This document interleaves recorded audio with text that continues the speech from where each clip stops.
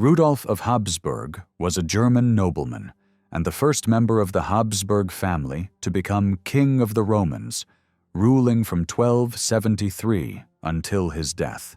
Born into a minor noble house, he became Count of Habsburg in 1240 after his father's death.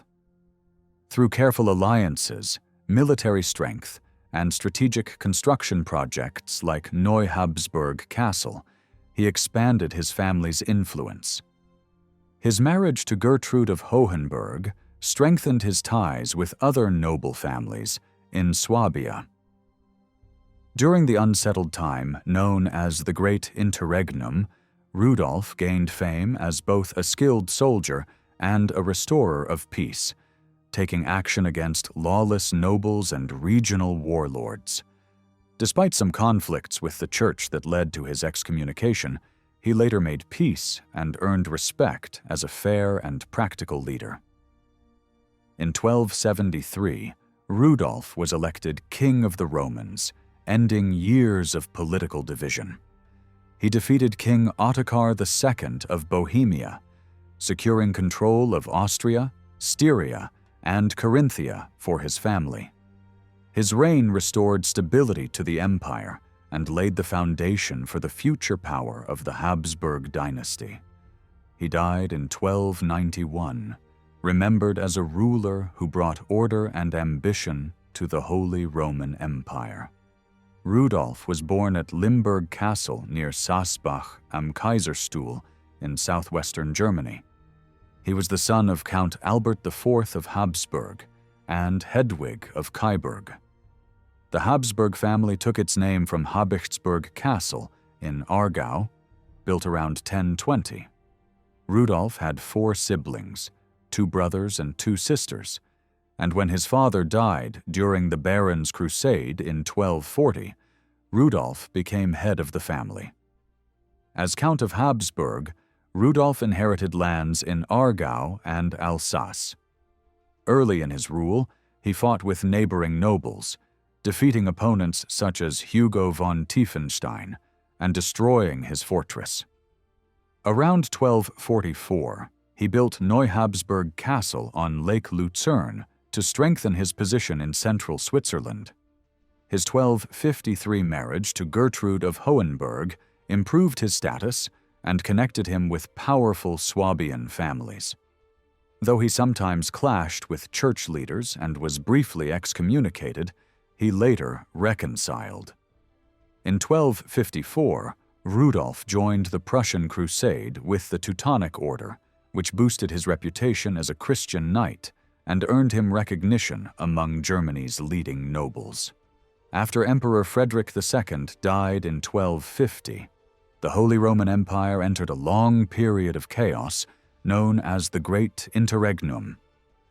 Frederick's son, Conrad IV, tried to claim the throne, but faced opposition from the Pope and rival princes, dying in 1254 without success. Other claimants followed. William of Holland ruled briefly before dying in 1256, and in 1257 2 kings were elected, Alfonso X of Castile and Richard of Cornwall. Neither gained real control over the empire. Richard visited Germany only a few times and had little influence, while Alfonso ruled from Spain and never came to Germany. As a result, the empire remained divided and unstable for decades. During this turmoil, Count Rudolf of Habsburg expanded his power and wealth. His marriage to Gertrude of Hohenberg strengthened his political position, and when his uncle Count Hartmann IV of Kyburg died without heirs in 1264, Rudolf claimed his lands. He also gained territory through conflicts with the bishops of Strasbourg and Basel, and by purchasing land from abbeys. In 1273, the Pope demanded that the princes elect a new king to end the chaos. On October 1st, 1273, Rudolf was unanimously chosen as King of the Romans, the first Habsburg to hold that title. He was crowned in Aachen on October 24th by Archbishop Engelbert of Cologne. Despite initial papal hesitation due to Rudolf's earlier conflicts with the Church, Pope Gregory X eventually recognized him as king in 1274. Rudolf later met the Pope in 1275 and promised to protect church property and respect papal authority.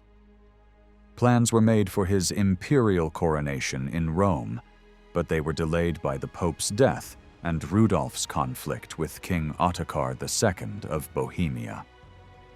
As king, Rudolf quickly moved to restore imperial authority. At the Imperial Diet of Nuremberg in 1274, it was decided that lands taken from the crown since Frederick II's death had to be returned. Ottokar II refused to obey, claiming the duchies of Austria, Styria, and Carinthia through marriage. Rudolf rejected his claim and declared war in 1276. Ottokar was defeated and forced to give up these lands, but was allowed to keep Bohemia. However, he soon rebelled again, forming an alliance with several princes. Rudolf defeated and killed him at the Battle of Marchfeld in 1278, securing Austria and its neighboring regions for the empire. Rudolf spent the following years organizing his new territories. In 1282, he officially granted Austria and Styria to his sons, Albert and Rudolf II, establishing the Habsburg dynasty's base in the region. He also made his younger son, Rudolf, Duke of Swabia, a title with little real power. To strengthen ties, Rudolf gave Carinthia to Count Meinhard of Tyrol in 1286 and took control of Swiss lands, including Bern, after military victories. After his first wife's death in 1281, Rudolf married Isabella of Burgundy in 1284, forming new alliances in the west. However, he struggled to restore peace across Germany. Although he issued decrees to stop private wars, he lacked the power to enforce them. He led an expedition in 1289 against robber barons in Thuringia, destroying several castles but achieving limited results. Rudolf also persecuted Jews in 1286, declaring them serfs of the treasury, which restricted their rights. Many, including Rabbi Meir of Rothenburg, fled the empire. The rabbi was captured and died in prison after refusing a ransom for fear others might suffer the same fate. Rudolf died in Speyer on the 15th of July, 1291, and was buried in the cathedral there. Only his son Albert survived him.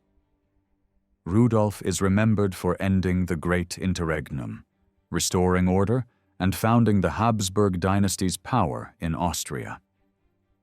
Although he strengthened his family's position, imperial authority elsewhere in Germany continued to decline. Dante later placed Rudolf outside the gates of purgatory in the Divine Comedy, describing him as one who failed to complete all that he should have done.